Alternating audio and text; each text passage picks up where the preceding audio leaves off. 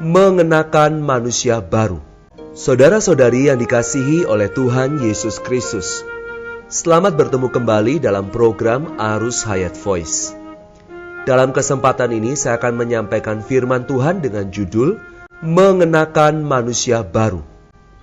Pembacaan Alkitab kali ini diambil dari Efesus pasal 4 ayat 24. Dan mengenakan manusia baru yang telah diciptakan menurut Allah di dalam keadilbenaran dan kekudusan dari realitas itu. Surat Efesus pertama-tama mewahyukan bahwa gereja adalah tubuh Kristus, kerajaan Allah, keluarga Allah, dan bait suci sebagai tempat kediaman Allah. Dalam pasal 2 ayat 15 dan 16 dan pasal 4 ayat 24, surat Efesus mewahyukan bahwa aspek tertinggi gereja adalah sebagai manusia baru. Kata Yunani untuk gereja, yaitu eklesia, berarti orang-orang yang dipanggil keluar untuk berkumpul menjadi suatu perhimpunan. Ini merupakan aspek yang pertama dari gereja. Namun, wahyu tentang aspek gereja ini lebih maju lagi sebagai kawan sewarga dari kerajaan Allah. Kemudian, anggota keluarga Allah.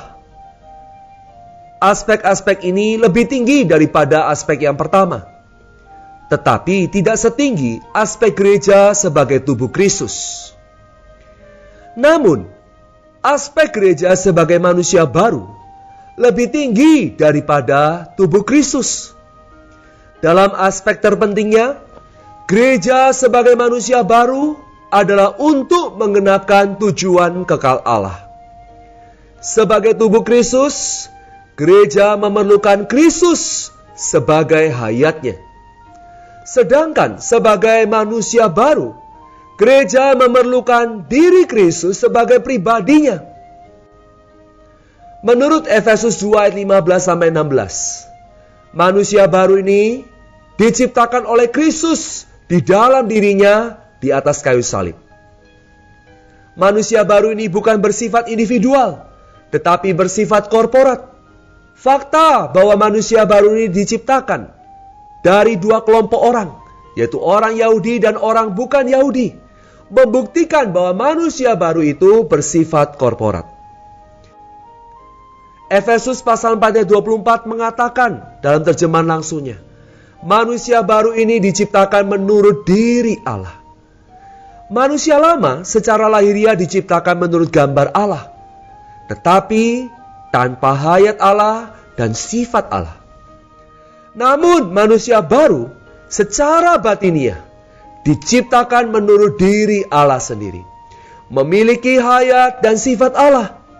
Selain itu, manusia baru ini diciptakan di dalam keadilbenaran dan kekudusan dari realitas itu. Keadilbenaran, bahasa Inggrisnya ialah righteousness, berarti adil benar terhadap Allah dan terhadap manusia, sesuai dengan jalan keadilbenaran Allah. Kekudusan adalah ibadah, kesalehan di hadapan Allah. Secara lahiriah, segala sesuatu yang berhubungan dengan manusia baru ini adalah adil benar. Secara batiniah, segala sesuatu yang berhubungan dengan manusia baru ini adalah kudus. Keadilbenaran di sini menandakan perbuatan Allah. Kekudusan menandakan apa adanya Allah. Keadilbenaran dan kekudusan manusia baru berasal dari realitas itu. Kata realitas itu dalam ayat 24 mengacu kepada persona diri Allah sebagai sang realitas satu-satunya. Realitas ini dinyatakan dalam hayat Yesus, dalam hidup Yesus yang disebutkan dalam ayat 21. Dalam kehidupan hayat Yesus inilah keadilbenaran dan kekudusan yang bersumber dari Allah sang realitas terus-menerus diwujudkan. Jadi, saudara-saudara sekalian, manusia baru ini diciptakan langsung menurut hayat dan sifat diri Allah sendiri. Kolose pasal 3 ayat 10 lebih lanjut lagi mewahyukan Meskipun manusia baru ini telah diciptakan, manusia baru ini sedang terus-menerus diperbarui untuk mencapai pengetahuan yang penuh menurut gambar Allah Sang Penciptanya.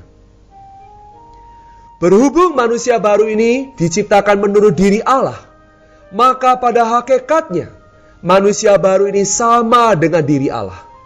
Namun dalam pengalaman kita, manusia baru ini masih harus diperbarui untuk mencapai pengetahuan yang penuh menurut gambar dan ekspresi Allah yang menciptakannya. Penciptaan manusia baru menurut diri Allah telah rampung. Namun, dalam pengalaman kita, manusia baru ini masih sedang diperbarui, sedikit demi sedikit, sampai mencapai pengetahuan yang penuh, menurut gambar Allah yang menciptakannya. Sehingga manusia baru ini dapat sepenuhnya menjadi ekspresi Allah. Saudara-saudara yang terkasih, pembaharuan manusia baru ini masih perlu terus terjadi melalui kita menanggalkan cara hidup yang lama, sehingga kita dapat hidup menurut roh perbauran kita. Dalam kehidupan dan pelayanan kita, saudara-saudara, kita masih harus mengakui masih ada hal-hal dosa, perbuatan-perbuatan daging, dan unsur-unsur diri alamiah kita yang dominan, yang utama di dalam diri kita.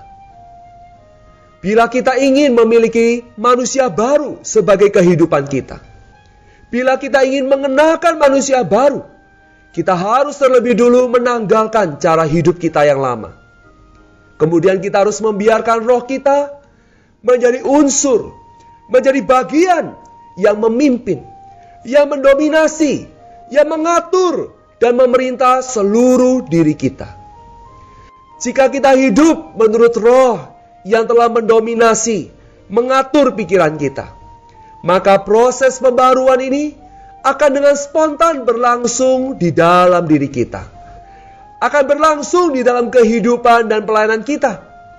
Pembaruan yang terus-menerus inilah sesungguhnya adalah mengenakan manusia baru.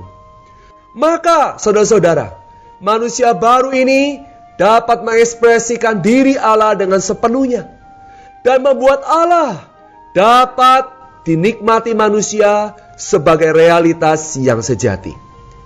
Mari kita mengenakan manusia baru di dalam setiap penempuhan kehidupan dan pelayanan kita sehari-hari. Mari kita berdoa. Tuhan Yesus, terima kasih Tuhan. Di atas kayu salib Engkau telah menciptakan satu manusia baru menurut hayat dan sifat-Mu. Tuhan Yesus, perbaruilah diri kami terus-menerus, agar kami menanggalkan manusia lama kami, cara hidup kami yang lama, dan mengenakan manusia baru. Kami rindu Tuhan, di dalam manusia baru ini, tidak ada tempat bagi manusia alamiah kami. Kristuslah yang dapat menjadi pribadi manusia baru ini, sehingga Allah dapat terekspresikan dan dimuliakan. Di dalam nama Tuhan Yesus, kami berdoa dan mengucap syukur. Amin. Demikianlah firman Tuhan. Sampai bertemu di kesempatan berikutnya. Kasih karunia Tuhan Yesus Kristus menyertai kita sekalian. Amin.